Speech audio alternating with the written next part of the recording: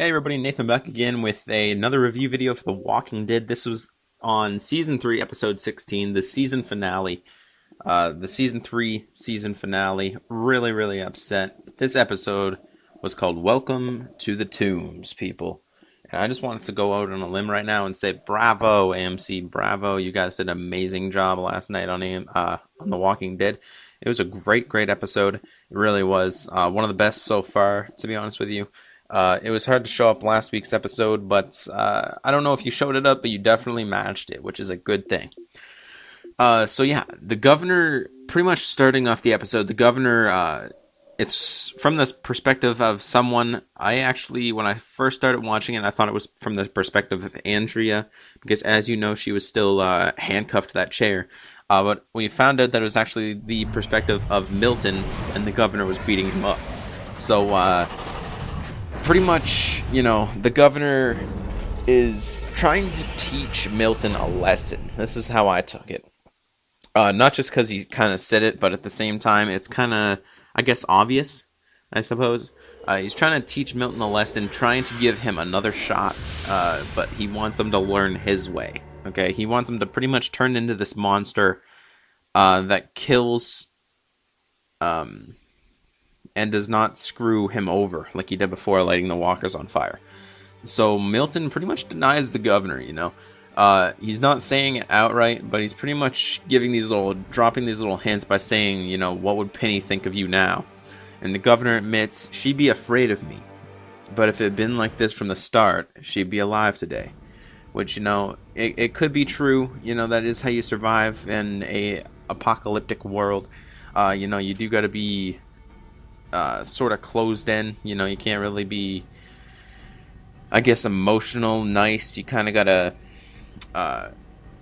do whatever you have to do to keep people alive, I guess, is pretty much what he's trying to say from that. So that's why I took it like that, because, you know, but if I'd been this from the start, she'd be alive today. You know, if I haven't been such a coward, she wouldn't have died. You know, if I would have been like this the entire time, she would still be alive. So now the governor is trying to test Milton's loyalty. You know, Milton said he learned his lesson. He's trying to test Milton's loyalty now. He brings Milton into the torture chamber where Andrea is still tied to the chair, I guess handcuffed. And he pretty much declares that he, you know, plans to kill everybody at the prison. You know, he just says that right out to Andrea. Andrea is trying to convince him different. It's not really working out for him too well. But he's going to kill everybody at the prison, and then he orders Milton to gather his tools, you know, from the torture chamber, and he wants Milton to kill Andrea. Now, Milton obviously knows this isn't the right thing to do, you know, so he picks up a bat that's, I guess, a little club, sort of, that the governor gave him and told him to kill Andrea. And Milton was approaching Andrea, turned around and tried to attack the governor. The governor pretty much takes him, throws him against the wall, and stabs him in the gut. Twists the knife so the wound doesn't close, and pretty much declares to Milton, you know, just right out, no emotion, whatever, like, you know, you've had your chance, and now you're gonna die. So he pretty much quotes, "You're gonna die, and you're gonna turn, and you're gonna tear the flesh from her bones." You know, you could have had the option to live and kill her, but now you're gonna die, and you're still gonna kill her. So, you know, it was kind of hard to, I guess, sort of understand where Milton was coming from to why he wasn't doing that. But at the same time, you know, it's not the right thing to do. You know, Andrea didn't do anything. The governor is the enemy here, not Andrea. So he wanted to just do what was right one last time, whether he kills her or not when he turns. So now, back at the prison, Rick and the survivors pretty much are packing up the prison and loading supplies into the cars, giving this assumption that they're not going to fight and they're going to leave. Okay? Couldn't be farther from the truth. Alright, so Rick tries to talk to Carl, and Carl ignores him. I give it, you know, I'm kind of seeing this because back when he met the governor, he let him live, and then now Merle is dead, okay? And not only that, also he was contemplating and turning in Michonne when Carl is the one that said, you know, Michonne belongs in our group. Now I kind of sense Carl's angerness from both of those issues. You know, Merle's now dead because of the governor, but Rick could have stopped them.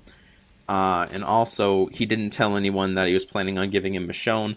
And Carl kind of, I guess, feels left out, because, you know, if he wants to make a decision and he wants it to stick. He doesn't want to make a decision saying that she deserves to be in the group and then Rick go and do this. Okay, so I think this is why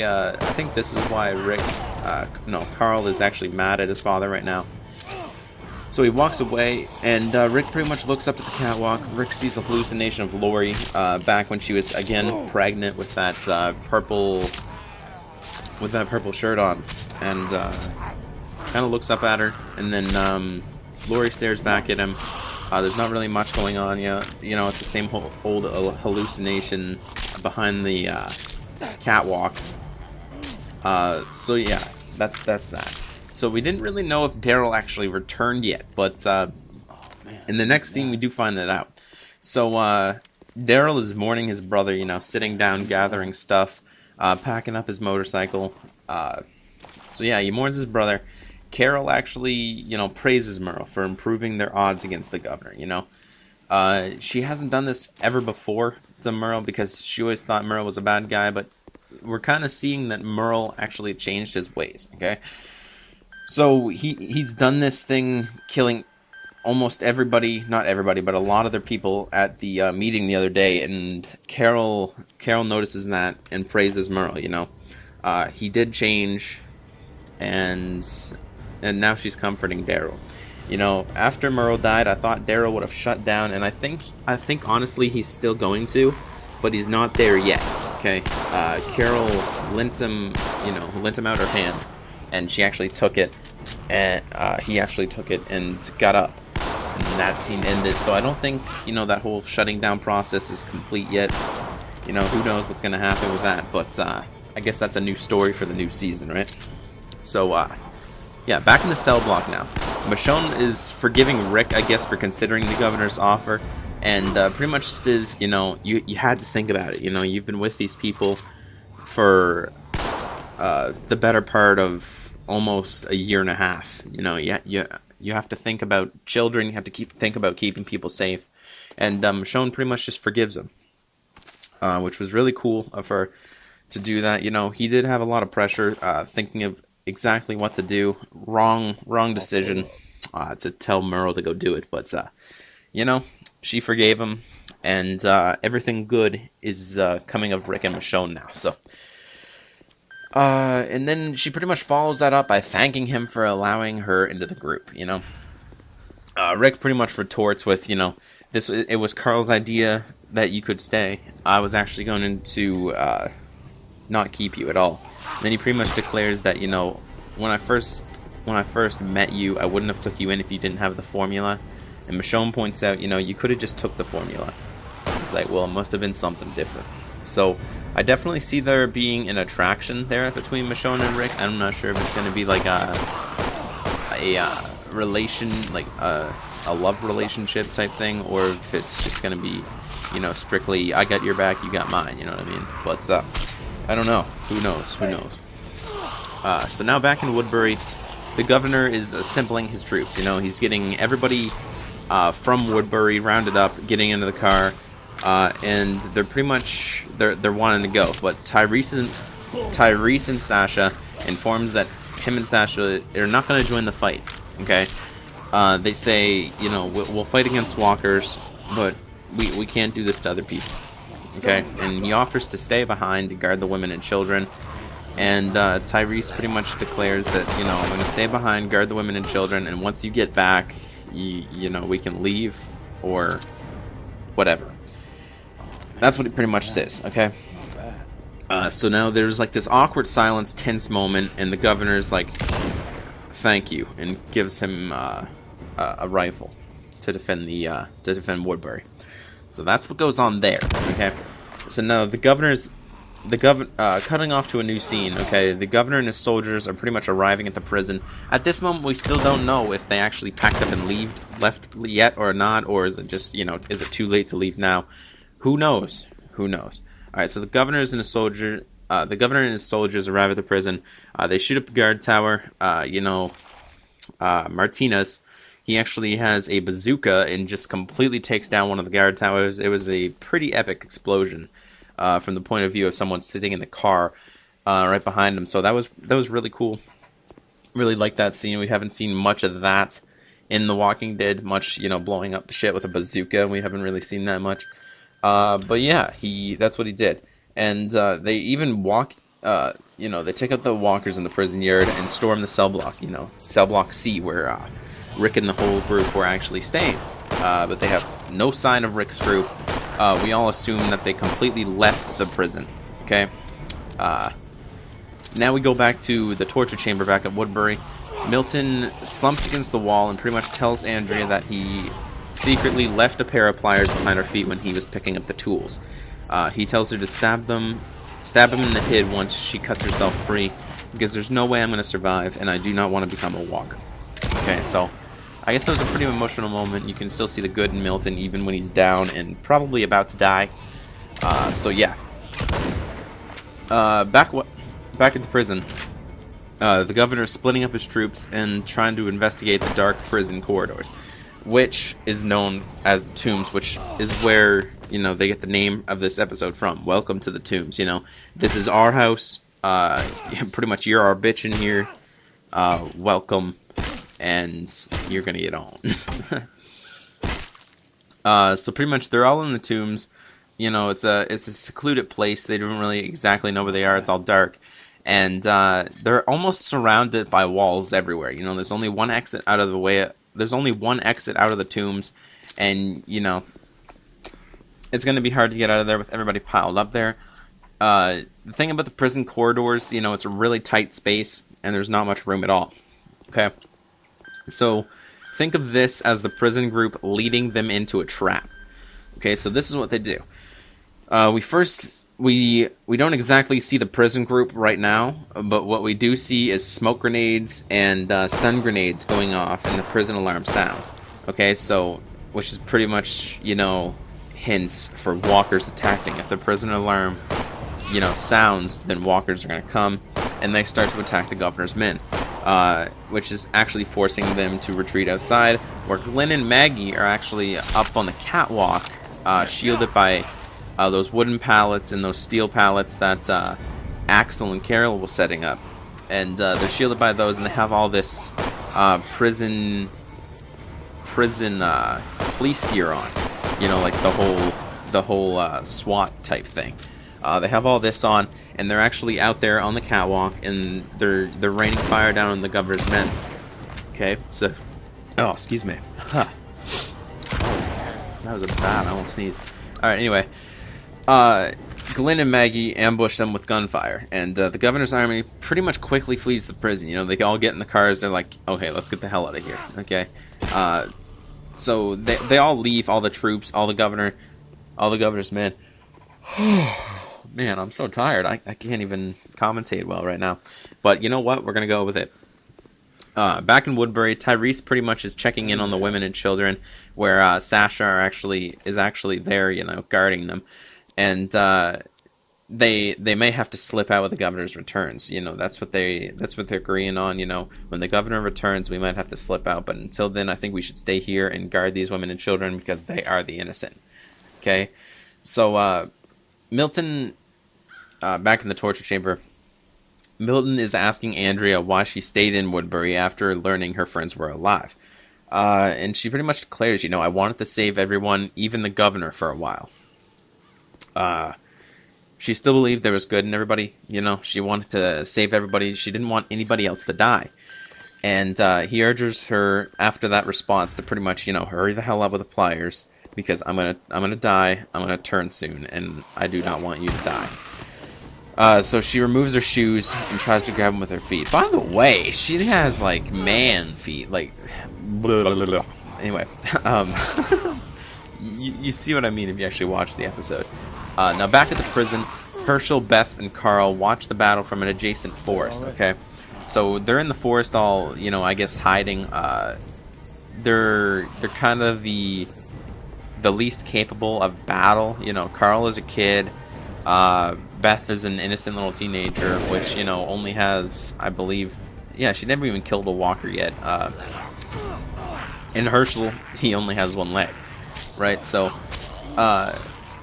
they pretty much watch the battle from the forest, and a teenage boy from Woodbury is trying to run away because he doesn't want to get shot up at the prison. He's trying to run away, and he's running through the forest, and he's escaping on foot, and he runs into them. And as he's putting his gun down to surrender, they're saying, put the gun down, son. And he's like handing over his shotgun to Carl. It's like, you want it here. So he hands over his shotgun to Carl. Carl is almost going to take it, and then just all of a sudden, Carl just shoots, even though he's surrendering. This might seem like a bad moment, for Carl. He's turning into, I guess, a killer. If someone's surrendering, you're usually not going to shoot him. But he explains later in the episode why he did so, and I kind of understood. Okay, so back at the prison now, Rick and everybody are meeting back up in the. They're meeting back up in the cell block. Okay, after the governor and everybody is, they retreated, and they all decide to chase down the governor, and Carl pretty much tells Rick, he demands to Rick, he wants to fight. Then he brags about killing one of the governor's soldiers. Herschel pretty much clarifies that the soldier was just a scared boy on the run, and Carl says that he drew on us, but Herschel also tells Rick that no, he was surrendering. Okay, he was just a scared boy. He was surrendering. He was handing over his gun, and Carl shot him. Okay, so that's what happened. Okay, but at the same time, I guess you can kind of see why Carl did what he did, and I'll hit on that just in a second. So meanwhile, the governor actually halts the retreating caravan.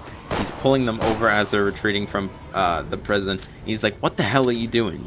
He confronts all the residents, and the Woodbury residents refuse to fight. The prison is not worth their lives, and we'll fight against walkers, but we will not do this. That was a slaughter back there.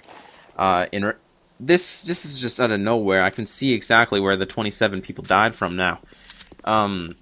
Enraged, the governor.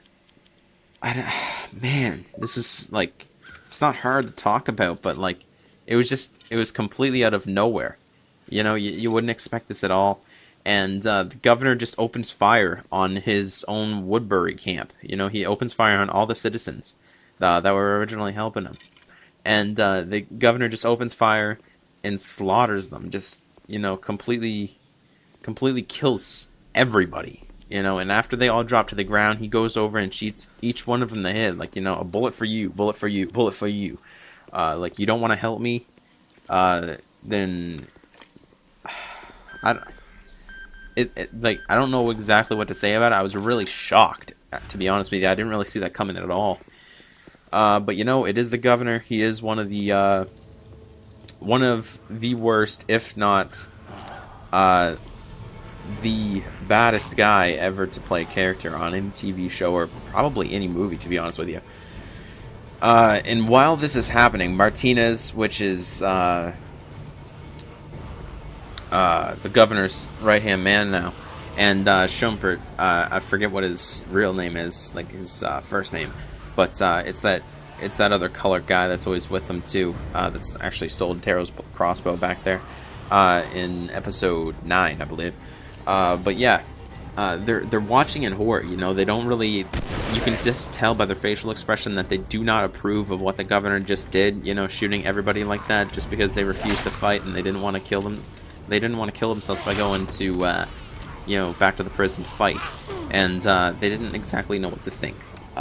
So the governor gets in his car and signals him to get in, and they reluctantly get in. It was more of like a game. I heard this last night on The Talking Dead, which I thought was pretty funny. So it was kind of a game like, no, you get in first. You get in first. I'll go in the back. I don't want to be next. Like it was like I don't want to go with him, but if we're gonna go, you go first. You know what I mean? So now back at the Woodbury, back at the torture chamber, Andrea actually manages to grab the pliers that Milton left, and she notices that Milton is actually dead now. So this is rushing in on time. She doesn't have too much time before he turns, and she grabs the pliers, and Milton is dead, but his fingers are starting to move. Okay, so as they back at the prison now, Rick and Carl, they're preparing for pursuit, and Rick asks Carl about the shooting again, and Carl admits the Woodbury boy had surrendered. Still, he says, I couldn't take the chance, pointing out that Lori and Merle both died because Rick didn't seize the opportunities for the potential threats. Okay? Rick didn't kill Andrew, or at least he didn't make sure he was dead. And Andrew came back and killed Lori. Okay? Rick didn't kill the governor when they were meeting. And the governor came back and killed Merle. Okay? I can exactly... and he also pointed out the walker with Dale, too. Back in the forest, back in Season 2, I didn't kill the walker, and then the walker killed Dale. Okay? So, he's pretty much pointing out that if you don't kill people, those people that you did not have the opportunity to, that you did have the opportunity to kill, they will come back, and they will kill people you love. So, he pretty much points out that you gotta kill to live. Which is what the governor is saying at the same time. It's a little bit scary that Carl's thinking like this too, but I can totally see his point. He's lost too many people, and he doesn't want to see more of his people die, so he didn't want to take the chance. I totally get it now, I thought he was, a little cold-blooded bastard when he did it the first time, but now that he explained it, I totally understand. So yeah. Now, Glenn and Maggie are offering to help, guard the prison in case the governor returns, and Rick, Michonne, and Daryl are the only ones that are going to go to Woodbury in pursuit of the governor. So everybody stays behind except for Michonne and Daryl and Rick, and they all go to the governor, to Woodbury. So Rick's group finds the aftermath of the governor's roadside massacre, and Karen, which is one of the girls that actually managed to survive the massacre, hid under actually a dead body, and she hopped into the trunk, and Karen, the lone survivor, approaches them with her hands raised. Okay, so we don't exactly know what's going to happen with Rick, Daryl, and Michonne, what they're going to do to Karen, but then it cuts off to Milton pretty much rising as a walker. Okay, back in the torture chamber, Milton rises as a walker. He shuffles towards Andrea. Andrea actually manages to cut through her bonds with the pliers just as Milton reaches her, and then it pretty much cuts to the door of the torture chamber, and just pretty much screams. Okay, so we don't exactly know if Andrea got bit, if Andrea actually managed to kill him. We don't know what happened. So we did see that she did manage to cut both of her handcuffs off, but we don't know what happened after that. We just heard some screams and the echo of those screams. So now back to Tyrese and Sasha. They're standing there at the Woodbury's gate, and Rick's group pretty much approaches with Karen, and they start to open fire. But Karen pretty much stands up, and she explains to Tyrese how the governor killed everybody and tells them to stand down. So this is what Tyrese and Sasha does. And Rick mentions that Andrea never made it to the prison and suggests that she could be still in Woodbury. They pretty much come out surrendering, saying that they want to go see if their friend Andrea is still here. And, Tyrese and Sasha, sort of the neutral characters that they are, trust them. Okay, that's what they do. They lead them into Woodbury, and they actually, they lead them, Rick notices where that torture chamber was, and they actually went over there. So inside the torture chamber now, we see that Milton lies dead. Okay, Andrea did manage to kill him. Milton is lying dead, and Andrea is huddling against the wall. Michonne goes over to her. They're checking on her, and Michonne pretty much says, you know, you feel cold, you're burning up, stuff like that, consisting of a fever, possibly. And Andrea pretty much pulls down her shirt a little bit, and we can see that Andrea was bit on the neck. And, you know, this was, I don't exactly know what to say. This was kind of I guess, a shocking moment, but at the same time, hard kind of moment to watch, I suppose, because, you know, Andrea is such a neutral character. She just always wanted to help people, I guess. I mean, I know there's been a lot of hate on Andrea, you know, for being a, quote, whore, stuff like this, but I actually did like Andrea's character. Andrea's character was, I believe, one of the best in The Walking Dead. You know, she did an amazing job playing the character, and not only that, the character of Andrea was just so driven by so many different things that you really never seen before. You know, she always wanted to help people instead of just killing to survive. She always wanted to make sure people didn't die. And her doing that, she finally learned her lesson that, you know, we can't do this, you know, this thing anymore that no one can die, because people are going to die.